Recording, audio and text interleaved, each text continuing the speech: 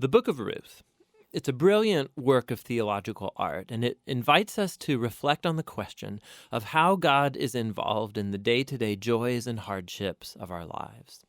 There are three main characters in the book: Naomi, the widow, Ruth, the Moabite, and Boaz, the Israelite farmer. And their story is told in 4 chapters that are beautifully designed. Let's just dive in and see how this all unfolds. Chapter 1 opens with this line: "In the days when the judges ruled." And it reminds us of the very dark and difficult days from the book of Judges. And here we meet an Israelite family in Bethlehem, struggling to survive through a famine. And so in search of food, they move on to the land of Moab, Israel's ancient enemy. And there the father of the family dies, and the sons marry 2 Moabite women, Ruth and Orpah. And then the sons, they die too. And so they leave only Naomi and these new daughters-in-law. And so Naomi, she has no reason to stay anymore. And so she tells her new daughters-in-law that she's moving back home. And Naomi, she knows that the life of an unmarried foreign widow in Israel is going to be very hard. And so she compels the women to stay behind. Orpah agrees, but Ruth does not. She shows remarkable loyalty to Naomi, and she says, "Wherever you go, I'm going to go. Your people will become my people, and your God will become my God." And so the two of them return to Israel together. And the chapter concludes with Naomi changing her name to Mara, which means bitter in Hebrew, and she laments her tragic fate. Chapter 2 begins with Naomi and Ruth discussing where they're going to find food. And it just so happens to be the beginning of the barley harvest. And so Ruth goes out to look for food, and it just so happens that she ends up picking grain in the field of a man named Boaz, who just so happens to be Naomi's relative. We're told that Boaz is a man of noble character, and he notices Ruth. And so after finding out more about her story, he shows remarkable generosity to her. He makes these special provisions so that the immigrant Ruth can gather grain in his field.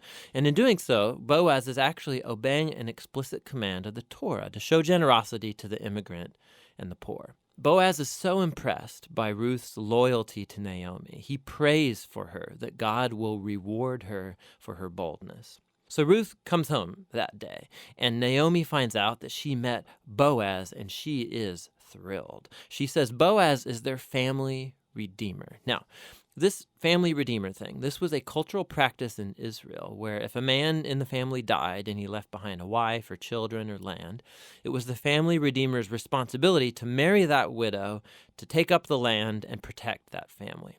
So Naomi, she begins to hope that perhaps there might still be a future for her family. Chapter 3 begins with Naomi and Ruth making a plan to get Boaz to notice their situation. So Ruth is going to stop wearing clothes of a grieving widow, and she's going to show signs that she's available to be married. And so Ruth goes to meet Boaz on the farm that night. And as she approaches, Boaz wakes up and he's totally startled. And Ruth makes her intentions very clear. She asks if Boaz will redeem Naomi's family and marry her. Boaz is once again amazed by Ruth's loyalty to Naomi and her family, and he calls Ruth a woman of noble character. It's the same term used to describe the woman of Proverbs 31. So Boaz tells Ruth to wait until the next day, and he will redeem both Ruth and Naomi legally before the town elders. And so the chapter ends with Ruth returning to Naomi, and they marvel together at all of these recent events. In chapter 4, it all comes together. It turns out, at the last minute, Boaz discovers there is a family member who's closer to Naomi than he is, and he's actually eligible before him to redeem the family. But at the last second, this family member finds out that he's going to have to marry Ruth, the Moabite, and so he declines. But Boaz, remember, he knows Ruth's true character, and so he acquires the family property of Naomi, and he marries Ruth. And so just at the beginning, how Ruth was loyal to Naomi's family, so now Boaz is loyal to Naomi's family as well. The story concludes with a reversal of all of the tragedies from chapter 1. So the death of the husband and the sons is reversed as Ruth is married again and gives birth to a new son, granting joy to Naomi. And this symmetry between the opening and the closing, it's even more remarkable. So remember, the opening tragedy was followed by a great act of loyalty on the part of Ruth.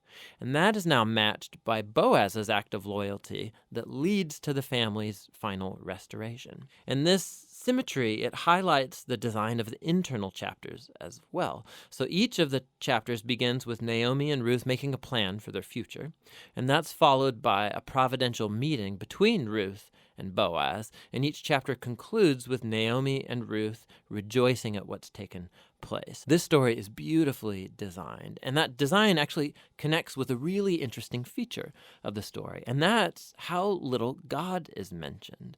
Right? The characters talk about God a few times, but the narrator actually never once mentions God doing anything directly in the story, and that's its brilliance.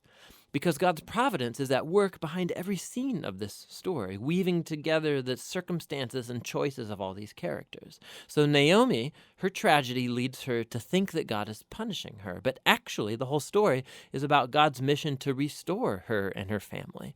And he's doing so through Ruth, through her boldness and loyalty, which brings healing to Naomi's life, but not without Boaz, who's a no-nonsense farmer who's full of generosity and loyalty. And so God uses his integrity combined with Ruth's boldness to save Naomi and her family. And so this story brilliantly explores the interplay of God's purposes and will with human decision and will.